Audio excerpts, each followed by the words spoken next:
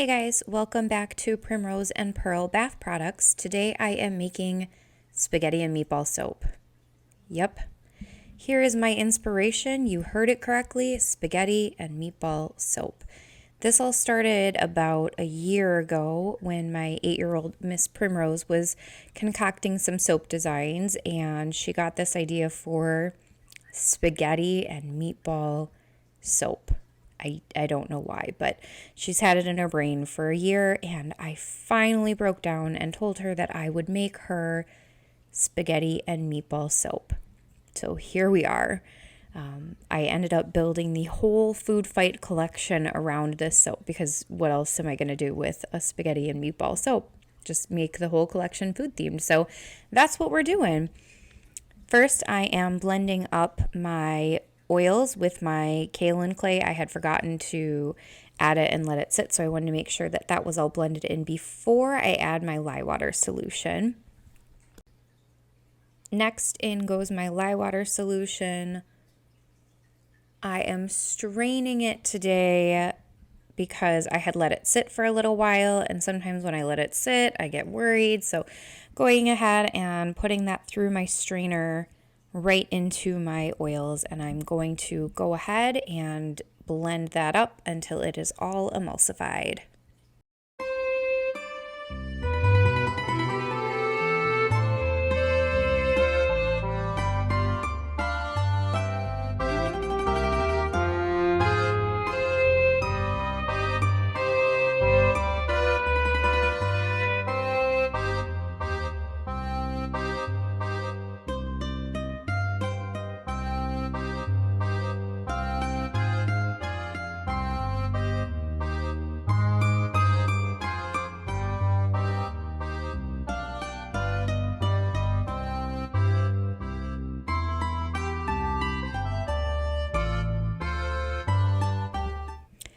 Now that my batter has been emulsified, I am moving on to my next step, which is making the blue for the base. Now, when Miss Primrose was explaining to me the design, I thought she originally wanted like bar soap, like pour it in a loaf mold and cut it into bars, right? But she very specifically wanted it to look like it was in a bowl. So here we are with our first layer, and it had to be teal.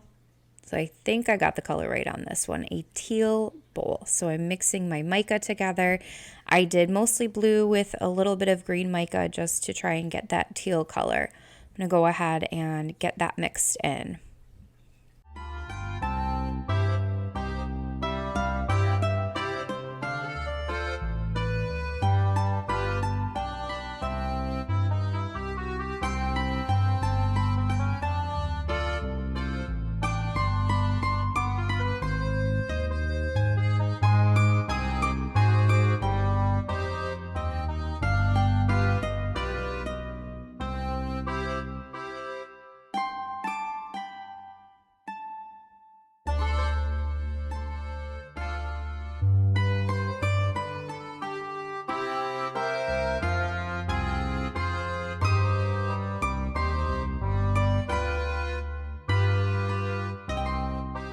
Now for the noodle portion, I'm adding a little bit of yellow into my soap batter. I didn't want it to be overly yellow. I just wanted it to have, kind of that pasta noodly color.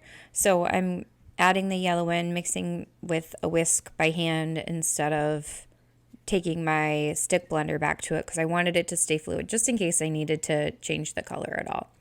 So now I go back to my blue and I'm adding in the fragrance oil. Miss Primrose specifically requested strawberry, so we did strawberry. I did tell her that there was a tomato leaf scent or that we could do, I don't know, something else tomato-y, but she said nope, she wanted strawberry, so strawberry she gets. Fragrance oil goes in, that's getting blended in, and my next step is to get that into the yellow as well. Put the fragrance oil in. I wanted it to be fragranced throughout. So fragrance into both containers, and then we can move on to our next step. Now this was the closest thing I had on hand to like a bowl shape. These are molds that are sold as being for like a hand soap, which any soap can be a hand soap. I don't know. It's a fancy shape. It's like an oval. It was bowl-like. So I figured it was probably the closest thing I was going to get to the shape that she was looking for. So all my batter is going to go into all of these molds.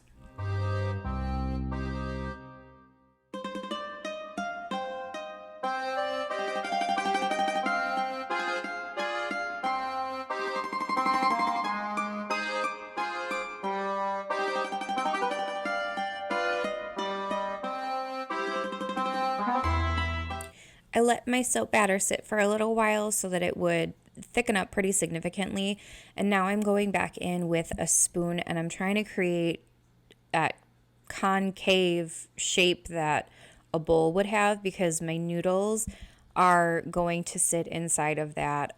I swear, guys, I am trying to be so serious with the voiceover for this video, but I cannot stop internally laughing trying to seriously narrate a video for making spaghetti and meatball soap, talking about soap noodles and bowls, and just wait, it's gonna get worse because we definitely have the meatballs to go on the top. Anyway, back to trying to make these little soaps the bowl shape that Miss Primrose's heart so very much desires.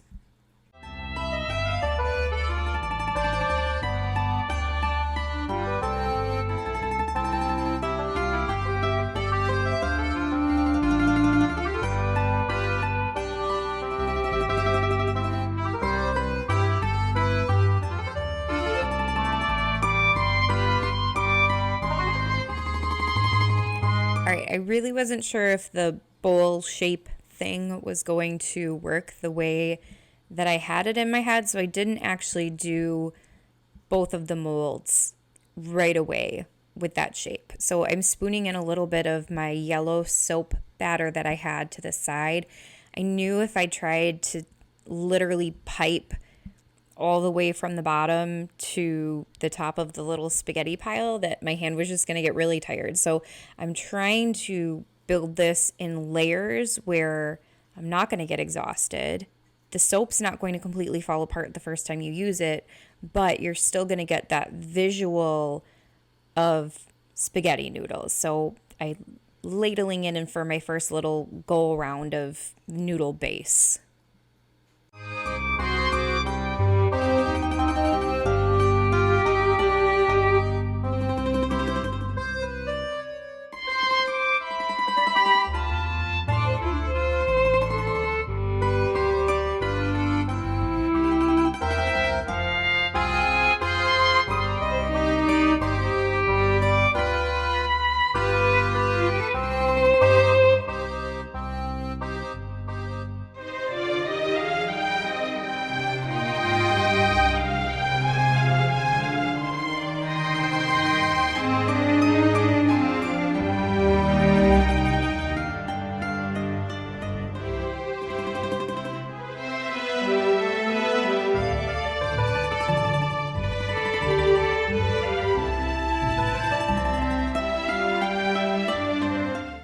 All right, I've got a bowl, I've got a little bit of a base, and now I'm going in with my first pass of noodles, spaghetti soap noodles. I put my soap batter into a piping bag, and it's not super set yet. The soap is still pretty runny, and like I said earlier, I didn't want to kill my hand trying to completely pipe the whole pile of spaghetti noodles. So I'm doing some of it while the dough is still a little bit runny, where you're getting some of the spaghetti texture, but you're not getting a ton of air pockets in the middle of the soap, and I'm not going to give myself carpal tunnel from spaghetti and meatball soap.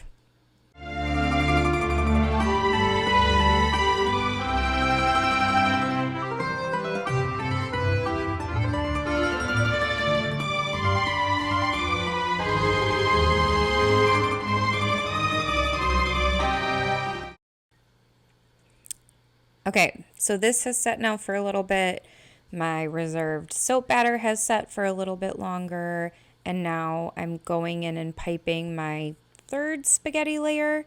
And this is where you're going to get more of the definition of actually looking like spaghetti noodles. So I'm going through around and crossways, crisscross. I'm going with my piping tip in a lot of different directions, trying to get the most natural looking bowl of spaghetti I possibly can.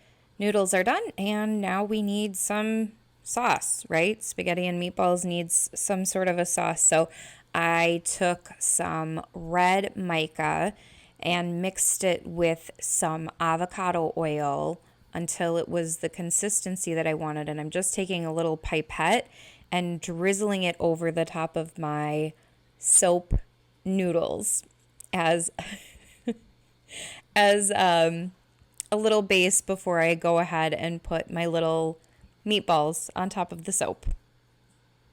Meatballs on top of soap. This is the weirdest soap I've ever made.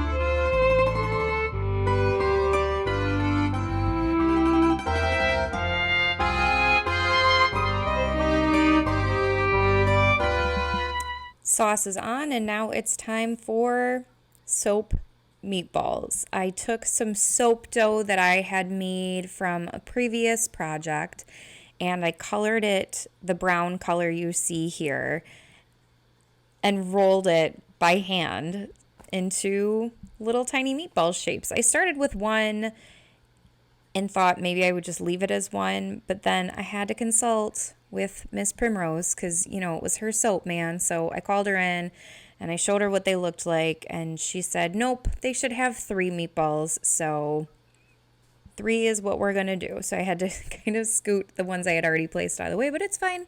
It's fine. 3 meatballs is what she wanted. So we're doing 3. So I go ahead and I'm going to finish putting all of my soap meatballs on top of my soap spaghetti.